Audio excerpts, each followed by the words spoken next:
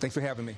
Well, you're hearing demands all of a sudden, mostly from Democrats, but also from some Republicans, for new gun control measures. Some, like Beto O'Rourke, are demanding outright gun confiscation.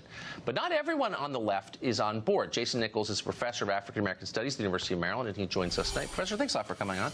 So we don't agree on much. I think you're a man of good faith. I love having you on this show, but we sincerely disagree, I would say, on most issues. Absolutely. But in talking off the air the other day, you said something really interesting to me, and I wanted you to explain it more fully for our audience. That you're not reflexively on board with gun control measures. So there are some common sense gun control measures that I think make sense. Even limiting the capacity of a magazine. We saw, for example, in Gilroy, California, where a guy had a 75-round drum connected to his weapon. I'm against that. I don't think we need silencers. I think we need universal background checks.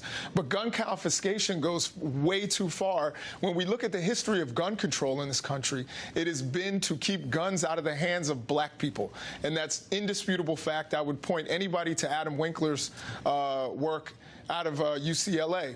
As a matter of fact, when you go back to the antebellum period, it was to keep guns out of the hands of both enslaved and free African people. And then you go to Roger Taney, who wrote the infamous Dred Scott case.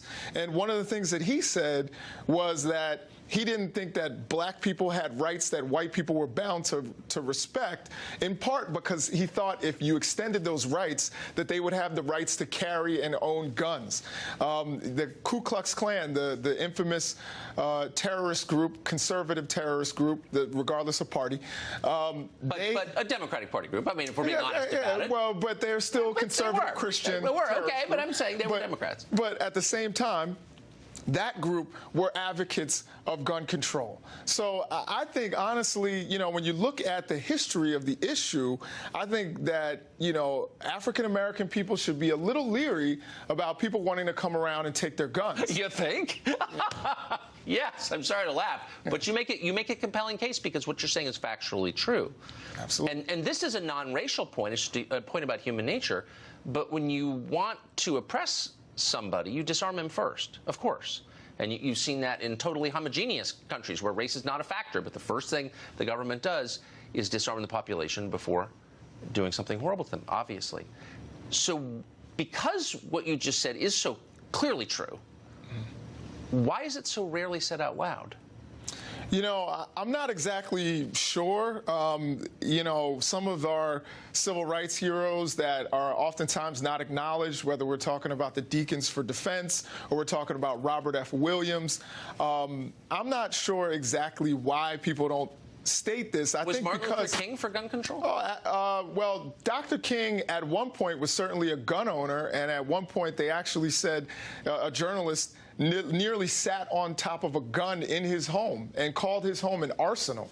So, Martin Luther King's home, an arsenal. Martin Luther King. But at the same time, there are organizations that have worked against black people that are pro-gun, and they're pro-gun control when it comes to black people, like the NRA.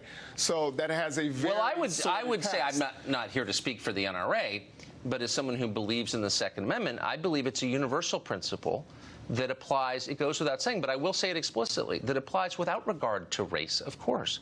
It applies to all human beings. It's a God-given right, the right to self-defense. And I think most people of goodwill believe that. How much crap will you take for saying something so obvious on this show? I take crap every time I'm on the show from one side or the other, so, you know, I think I'm prepared for the crap. You're prepared for it. Professor, thank you very much for coming on. I hope that people can rise above the partisanship just for a second and meditate on what you said, because I think it's absolutely true.